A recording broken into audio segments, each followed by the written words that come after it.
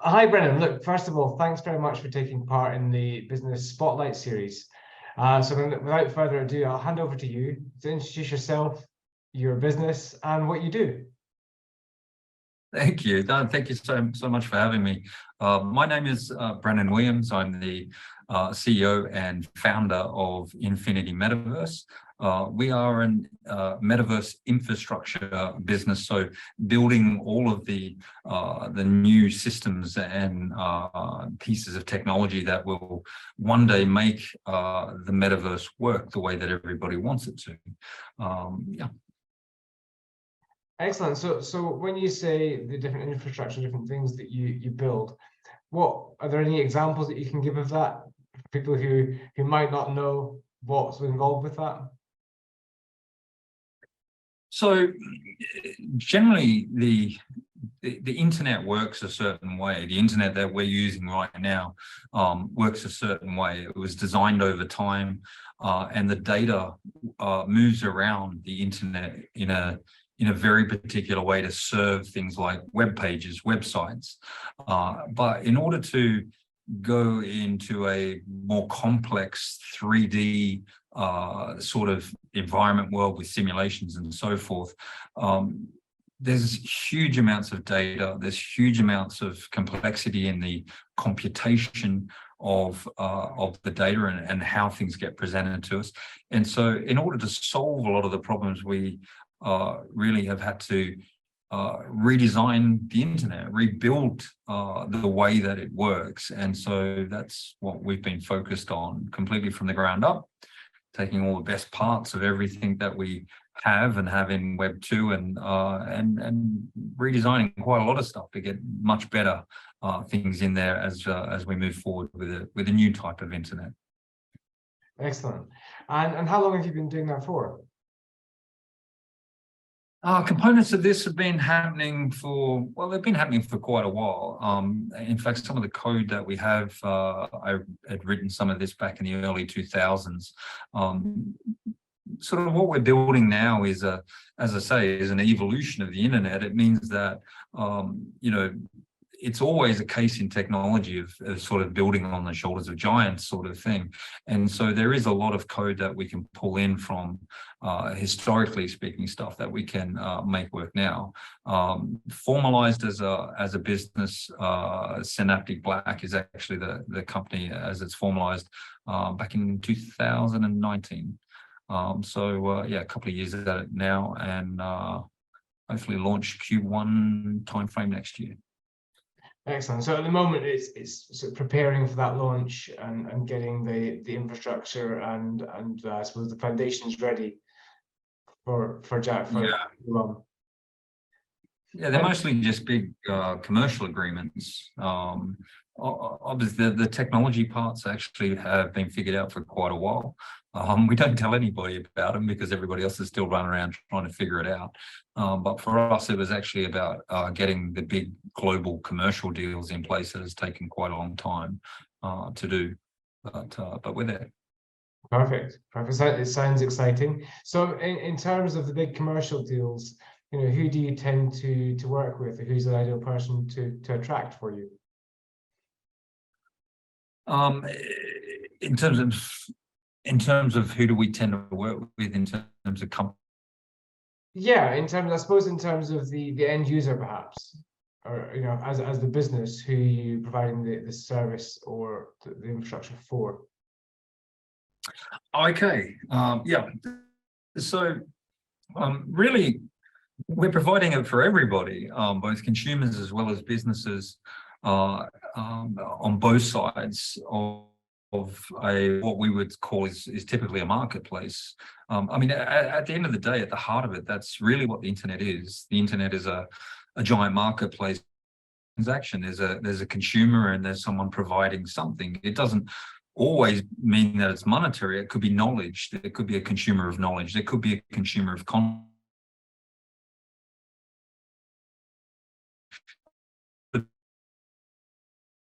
The internet, in order to build a new system and solution, we've had to create solutions for both consumers that will enable and continue to enable them to explore completely free of charge, without selling their private data, without collecting their private data, as well as build tools and systems for businesses that makes it extremely easy and fast for them to create experiences in a much more complex technical landscape that is about to come their way. So we really have to think about everybody across the board in building this sort of infrastructure.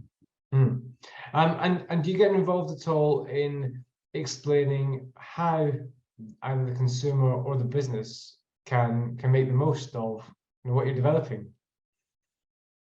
Yeah, to a small degree. I mean, the very it's the very first thing that we do, and I think anybody should do when they try to start a business, regardless of how big it wants to be or how small it actually is to talk to people, is to talk to businesses and to talk to people.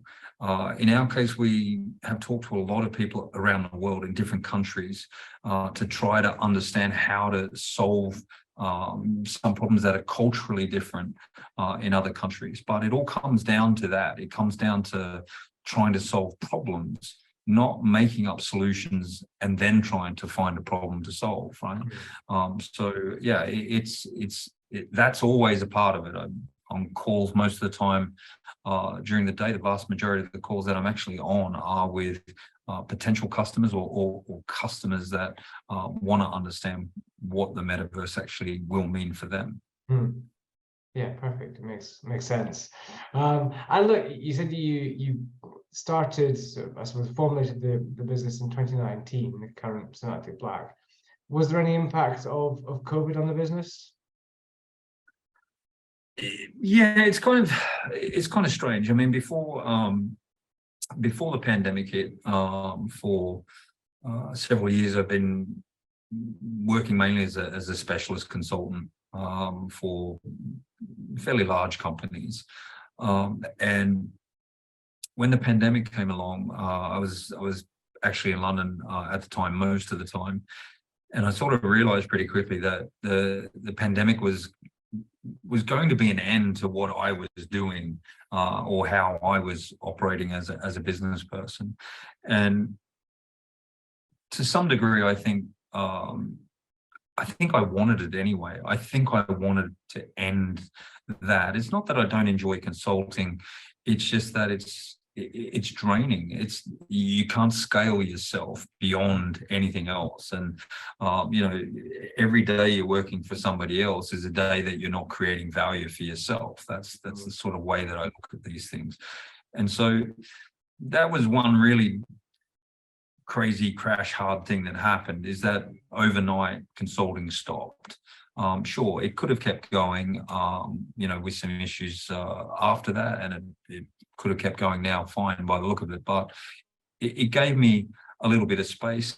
Crazy story was that I ended up being back here in where I am right now in Thailand. I've got an old boat here that I've been rebuilding. And I got back here right as the lockdowns occurred and found myself sitting on the boat in the middle of a jungle, surrounded by rats, snakes, scorpions, monkeys, wild dogs, you name it, everything trying to kill me.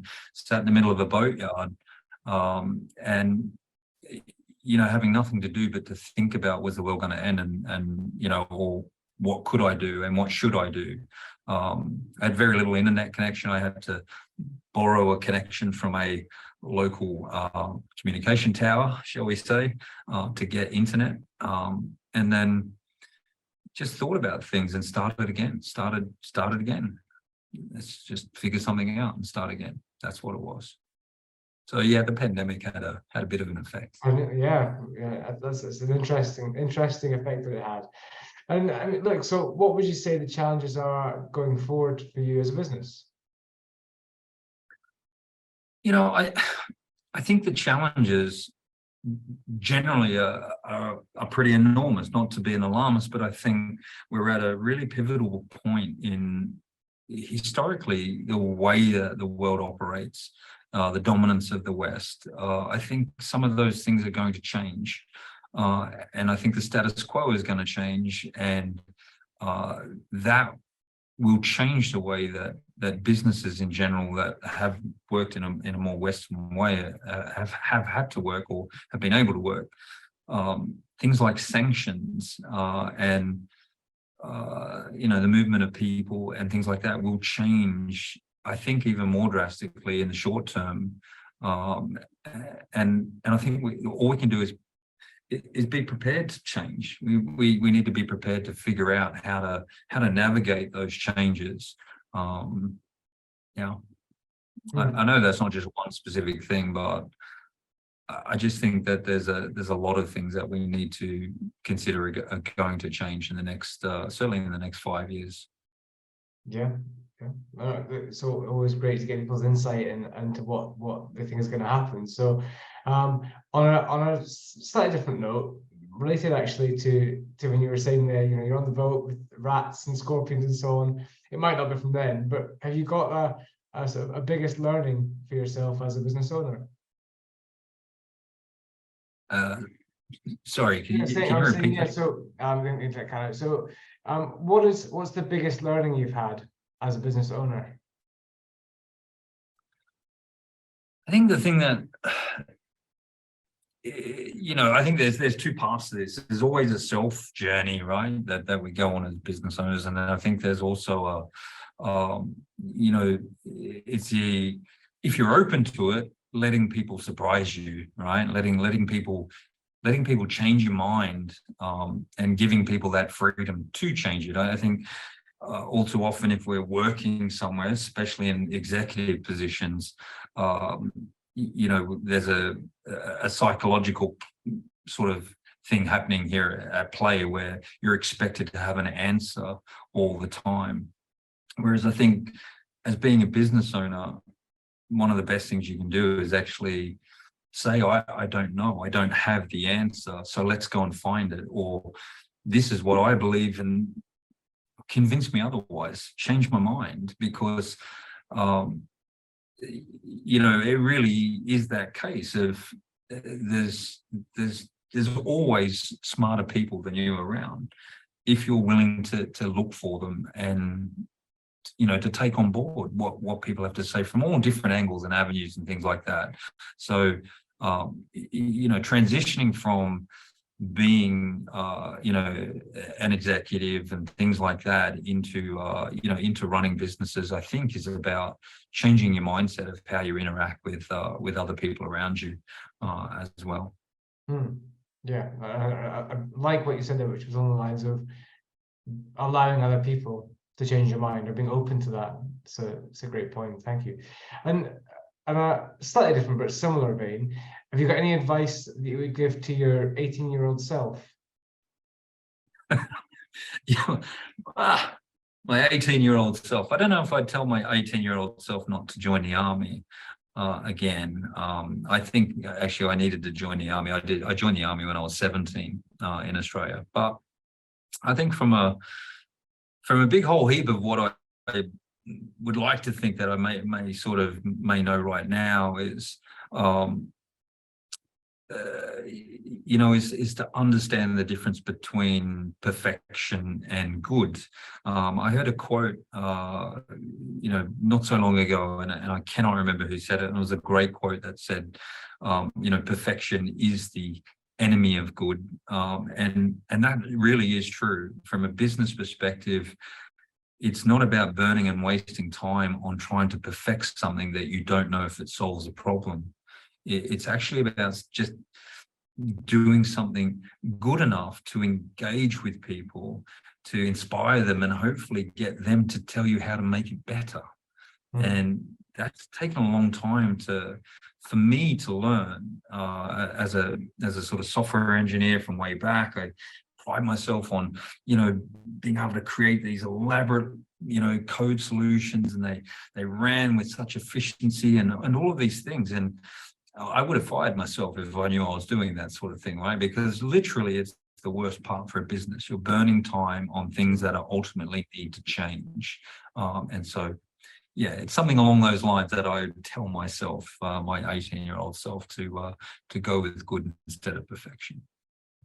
Yes, makes a lot of sense. And Brennan, what would you say is inspirational to you? What inspires you? You know, it does sort of vary from day to day. It does vary, and as I get older, as I'm getting older, right? I don't feel that way, but it sort of varies, and I think any person that has all of a sudden, things about children can change your outlook and inspire you in different ways. For me, on a day-to-day level, it's not so much the big things that I see in the world. Like, sure, there's some amazing things that are going on that are really big and important. It's actually the little things that inspire me the most, whether that's, watching a video of a kid having a cochlear implant turned on time they hear something. It's those sorts of things that are profound changes to individuals, and it's for me, purpose to try and build a business, ever a purpose whatsoever, it's not so much about changing this or changing that. It's possibly one day position where I have an opportunity to help those, make those profound changes for individuals. They're the things that I think about a lot, funny enough. Yeah, really interesting. Do things to protect people. Can we learn from the mistakes we've made, and how can we do them better moving forward?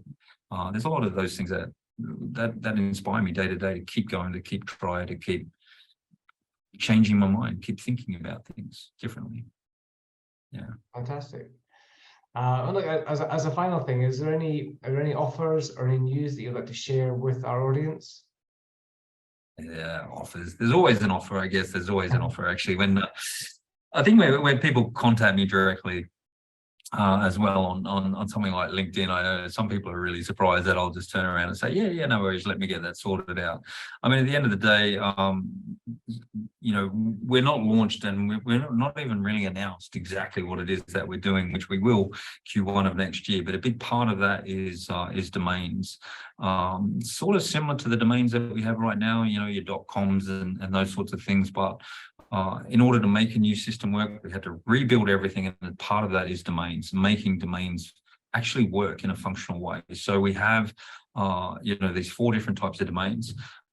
There's a personal domain that is entirely free, and then there is commercially focused domains as well. And so I guess the offer is that if anyone wants to contact me directly, get in contact, let me know, and I'll sort you out with commercial domain for free. That's for sure.